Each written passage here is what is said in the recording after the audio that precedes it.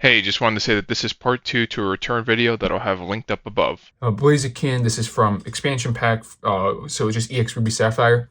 It's a little bit tough too because expansion pack is technically the first set name, is the set name for the first Japanese E-Series set as well. So we have it as Expedition. In Japanese it's expansion pack.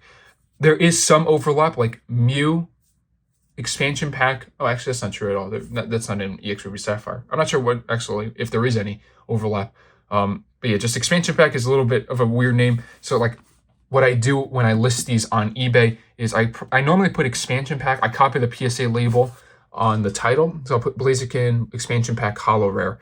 And then when I do the item specifics, and this is something that I've been doing a lot more, and I think it's been working pretty well. My metrics and my views on like a lot of my listings has gone up since I've incorporated it. But for the set name in the item specifics, I'll put EX Ruby Sapphire. So you could search it either way and it'll still come up. So yeah, I think specifically think with the stuff from expansion pack, it's best. Yeah, and if it's expansion pack in Japanese, you could put Expedition in the set name in the specifics. And I think it helps a lot with search optimization. More of the Gyarados. I think believe that every single copy that I sent in of this Gyarados, like I specifically picked through. I was really strict on these just because, same thing with, again, with the commons, uncommons, like the stuff that isn't as popular, it's a little bit more niche. You really have to hit the 10 for it to be worth having sent off. Oh, another Gyarados back-to-back. This is a sick one. I think this was picked up in like a bulk. This guy, Makari, was selling off his collection. He pieced out all the holos, ultra rares separately, sold them off, and then he just dumped his bulk. Like it was a giant box of his bulk, and I think this is from it, which is pretty cool. Like this stuff was all unsleeved. I think he had played with it as well. Like some of the stuff, but a lot of it was just he was opening packs, collecting, throwing them in a box, and this is one of the cards that come back from that. Really cool Gyarados, Arita artwork in 10. That is awesome. And this, I'm not sure if these I bought raw or if this was also from the collection. But we have the Ghastly from Mirage Force. And this is also, you see, no first edition stamp, unlimited. I'm not sure if unlimited is any rarer. And then actually, you probably have seen it at this point. I'm throwing up the pop reports of some of the more niche cards just to get like some idea. But I think a lot of these are still relatively low pop, which is cool. Like, I mean, Ghastly is a really cool Pokemon. That whole line is awesome. Ghastly, Gengar, Haunter. And like that's something like that. Charizard, and I know I've said this in previous videos, Charizard is like the most popular Pokemon probably, just in terms of like what's graded and what people think of. Like kids really like Charizard, but I really think Gengar has a contention for like the most sellable card. There we have a Kokisaido Celebi. This is a second season subscription promo. Sorry, this is just a play promo. But what I believe the case was, this one was, it was a CGC 9.5 I had, and I cracked, came back the 9. There's one little piece of white dot right there. And this is something that it's also somewhat off-center too, so it's a little bit heavy on the top. Maybe those two things together brought it down. But CGC 9.5, oh, sorry. Sorry about that. CGC 9.5 to PSA 9 is really not a great metric to have. And I don't know, I try to be really strict in general. Like I have a pretty, I was really strict on like the non-holos, and I'm surprised that this one, I don't know, there just seems to be inconsistencies. Like that's what it goes down to. I think there is definitely inconsistency in grading. Ghastly Space-Time Creation. This is just what's it called, Diamond and Pearl base set. So DP1 in Japanese. I got that in a 10 as well. Nice just to get two Ghastlies, PSA 10. Cool Pokemon. Eevee from Dawn Dash, or DP4. I think this is technically Dawn Dash and Moonlit Pursuit has a copy of Eevee in it. So I think that's the case, because I was looking at the pop reports recently for this Eevee card, and it's split between the two. And it would make sense because I think Dawn Dash and Moonlit Pursuit both have, I don't know, I think they both have separate evolutions in them. So you have an Eevee in each set. But it's literally just Ken Sugimari's stock art. And then they pulled, a royalty-free flower background to throw on the back. The PSA 10 evolution is probably pretty sick to come back. I'm guessing that's also relatively low population. Crocodile. Okay, so I know the population of this card. This is This is the only PSA 10 of this card. I think. So this is the unlimited as well. I think the unlimited Dragon Frontiers is a little bit harder to come by than the first edition. Really cool Yukimori art for Crocodile. Pop 1. just, I mean, that's pretty cool to come by. So yeah, that is interesting to me. And I think, I don't want to say think, I'm 90% certain this was from that bulk lot that I bought, that bulk collection. And Bagon from Dragon Frontiers as well, unlimited with no stamp in the bottom. This I know as well is also Population 1.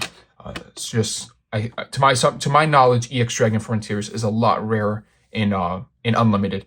And actually, if you look at all of I think all of these cards were from that one collection, that guy's like collection that I bought. Oh, sorry, it's right here. They're all unlimited too.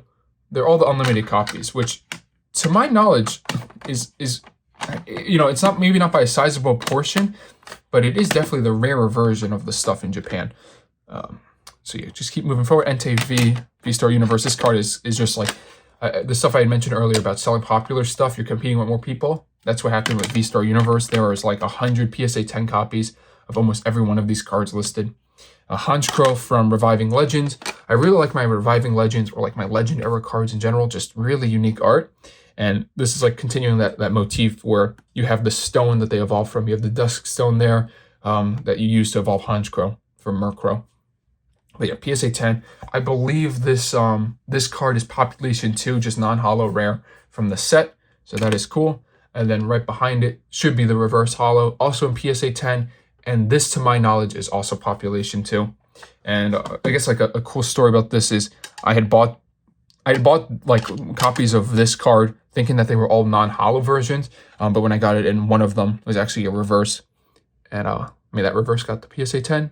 It's really cool. It's super difficult to tell too. So that's my assumption, is like they just couldn't tell the difference. Because if you hold them right next to each other, it's very, very faint. The blacks are just a little bit darker. And, you can hold it in the light, actually. If I shine it like this, you can see the blue kind of pick up of the holo. So that is a cool card to come get. 2 Pop 2s. Stormfront Charizard in an 8. Just a pretty popular Arita artwork. You can see. I mean, this is a pretty played card to get a PSA 8. I think I got a PSA 8 in a previous sub, and that one was way cleaner of the same card. I think this was just like a raw copy that I picked up for like $70 or something on eBay, on Mercari. So I thought, why not? More Pikachu from X Collection, just PSA 10s in that. Oh, and this is a really nice one. This is Genesect EX from Megalocanon, which is Black, White 9. Just the full art with the plasma, the electricity static all around it. Really awesome artwork. This is just such a good set to get. The Lugia from Plasma Gale is gorgeous. The Dialga Palkia are great. The Giratina Darkrai from the set, the gift set box is so cool. These are probably like the best full arts in Pokemon. In my opinion, these are like probably top 5 full arts in Pokemon. It's like all that plasma stuff, and they are so affordable compared to like what modern stuff is going for. And we're gonna end it off on just Rapid Strike Master and Empoleon V. It's a really cool artwork.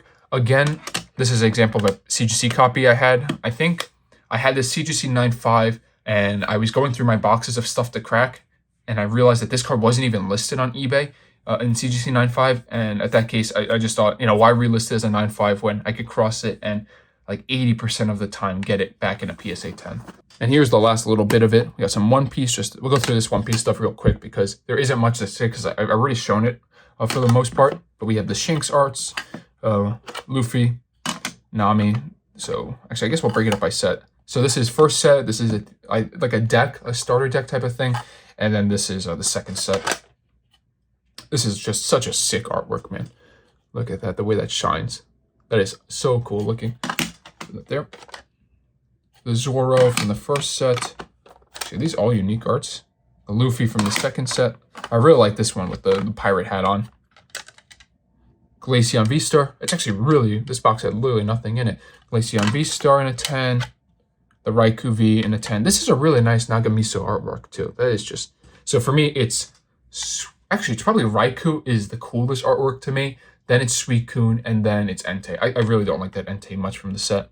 And we're going to end it on Espeon and Deoxys GX, just the base art. For reference, I looked up the PSA 10 rate that I had in this sub, and I think I had around, it was 100 cards, I had 81 10s. So 81% PSA 10 rate, and then the stuff that got back, the stuff that was lower grade was pretty obvious, like what the issues were, like that Stormfront Charizard. Some of it was this One Piece stuff, and I think it was like 15 one-piece cards. But like even then, you subtract that too. I still have like a ridiculously high PSA 10 rate on the rest of the submission, for which was mostly Pokemon cards and mostly like the non-holos and the commons. Like that stuff is so good to get back in 10.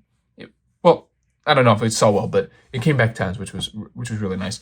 But yeah, thanks for watching. This was just really quick 100 card subs. I should have a couple more hopefully return back to me before I head out to Japan. I head out on the 3rd. I'm planning to pick up like a small little like handheld camera to do some vlogging. I want to do a lot of shopping videos of going to stores and picking up cards. And if you like any of these cards, you're looking to buy anything, or if you have any questions about anything, just feel free to reach out. Let me know in the comments or on Instagram. Have a nice one, guys. Thanks for watching.